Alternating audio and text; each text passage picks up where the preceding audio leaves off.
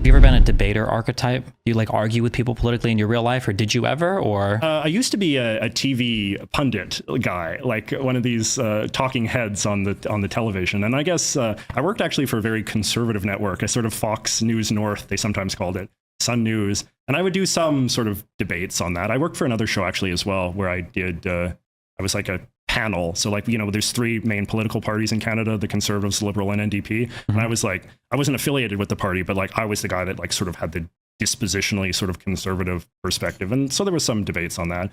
But no, it's like, as I've gotten older, I've realized that debate seems pointless. And actually, this is something that I was going to ask you about, right? Whereas you were sort of defending your debates, and that you, correct me if I'm wrong, you said that like one of the values is that it allows you to kind of like understand and humanize the other side.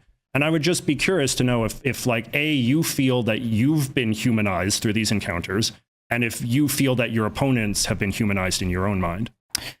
I think that when you do anything, I think you have to acknowledge the realities of things that will happen as a byproduct of either physics or human nature. So when I talk about like capitalism, or if I talk about policies that we would get to help people, anytime you talk about putting like price caps or price floors or government intervention, you have to be aware that these are going to impact the markets somehow. You can't pretend they don't exist. You can't turn a blind eye to it. There's markets are real and they are powerful, and whenever you intervene in them, something is going to happen as a byproduct of that.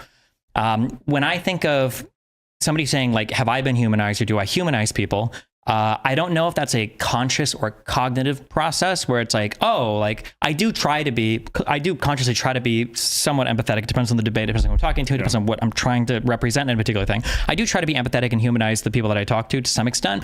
And I don't know if I get that same feel back from a lot of people that I talk to, but I think that the humanization is a byproduct of just having the conversations, especially because I'm pretty good at what I do, that when I do go on these shows, whatever they see of me and however that person treats me, it's going to be way better than the 30-second clip they saw of me prior to that. So even if the other person is a huge asshole, even if the other person is like screaming at me or shouting at me being able to fully represent what I believe and what I think in that longer form thing is going to be infinitely better than the TikTok clips or the Twitter clips that gripers or far left people or whatever are shooting out for me otherwise. So I do think it has helped.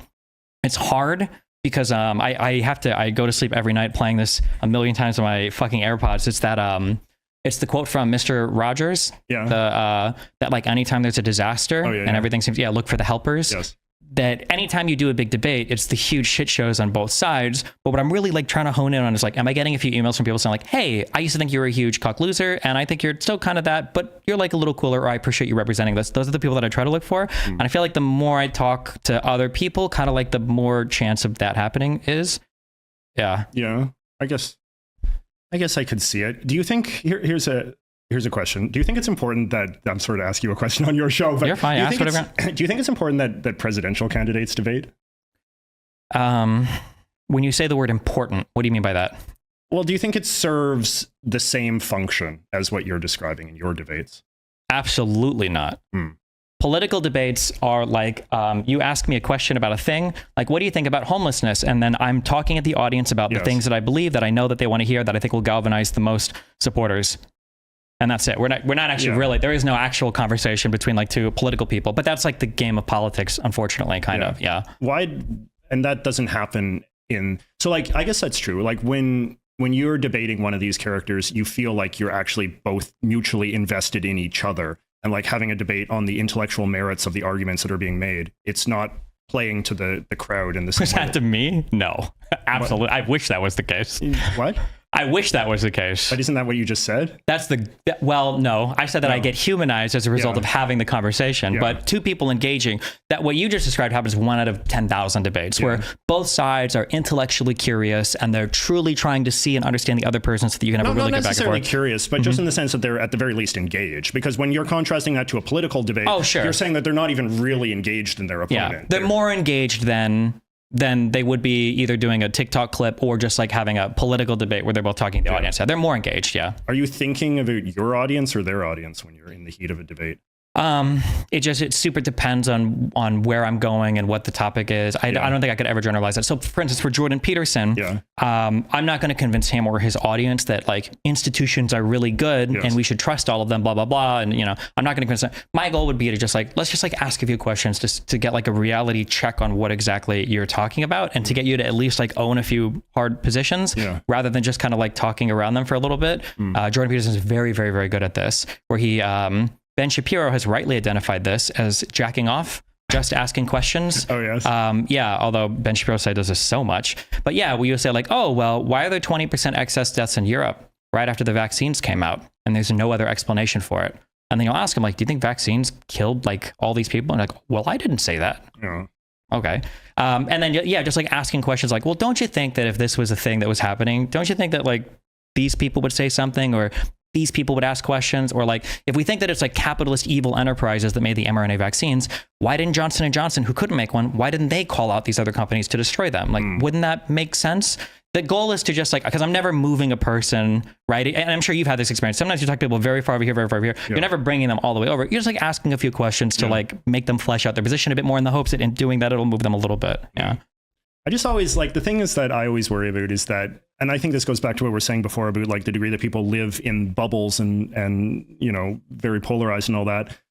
I sometimes worry that like, you know, you can have a conversation with a person, you can make some degree of progress, you can make them maybe a little bit self-conscious about the weakness of their arguments and stuff in that moment. But then what I worry about is that like the second the debate ends and they go back into their bubble, they just regress. And they go completely, they learn nothing. Like their minds just revert to how it was beforehand. And then suddenly they go, oh, wasn't it awesome how you owned destiny in that debate? And Abe was such an idiot and blah, blah, blah, blah, and that kind of thing. And I worry as well that the audience is similar, right? Like the audience might be listening to the debate and they're thinking like, oh, maybe this guy has a few points and so on and so forth. But then when they immediately, then they turn to the comments and the comments are like, oh, owned and sucked and what an idiot. And I can't, blah, blah, blah. So I don't know, like, again, the space in which people are even allowed to reach these kind of moderate conclusions seems so preciously small. And also there's no like supra pundit class that exists to analyze these debates in a fair and objective way and say like, well, some had some good points and some had some good points, right? The reception of your debates, I assume, would always be sort of filtered through the various other partisan media filters that exist. I had a huge Israel-Palestine one with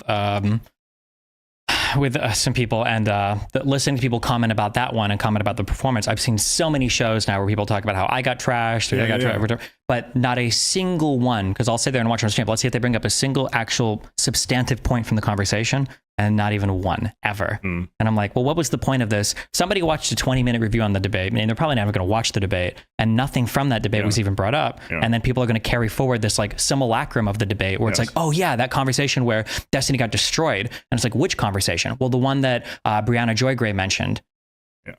What, like, why, how did they get destroyed? Well, she said it, and I think it happened. And like, it is frustrating. I do agree with you that people will go back immediately after, but there's that saying that success is just, it's like luck meets, or opportunity meets preparation. I think that when you're giving people these like critical questions to kind of make them question, you know, what's going on their side, you're just kind of like slowly massaging and creating space so that in the future, if something happens, if you have heard these things, maybe you're like slightly more warmly able to go in that direction. But it's not, this is all like a very gradual over time. And I didn't even know if any of this was actually worthwhile 8 years ago when I started, because I agree with you. You finish a debate, you look at the comment section, it's like, why the fuck am I even wasting my time? And it's been very much like a process that over almost a decade, I can see like the fruits that are coming off the tree now. And I'm like, okay, I think this is working. It's just really, really, really hard to track. You're playing the long game. Basically, yeah. But not like in a, people say that a lot, and then I'll see there'll be posts on like 4chan or Twitter or whatever saying like, oh, Desi's trying to like lie to people or trap people, and this is his strategy or whatever. There's like a strategy, but like just as much as there's a strategy of any political guy that talks on YouTube to everybody. Like, I'm not lying, I'm not disingenuous about any of it. I'm just not gonna, because people will be like, oh, well, why aren't you showing your full position? And it's like, well, nobody, it's not like my position is hidden. I'm just not gonna argue every single possible point that I have if I show up to argue with somebody about something, right? Like if somebody comes at me and they say like, oh, well, my position is that slavery was actually justified because it gave black people more opportunities in the US. I'm not going to sit here and argue for why I think DEI or affirmative action might be justifiable. I'm going to argue on like a very philosophical of like, well, hold on. Yeah. Even if they did gain, is that like actually a good precedent? Like, would we really want to say that you could do something horrible to somebody if their children benefit in the future? Isn't this like the argument that left-leaning people use for climate change and all that you hate so much? So yeah, it's definitely you take people where they are.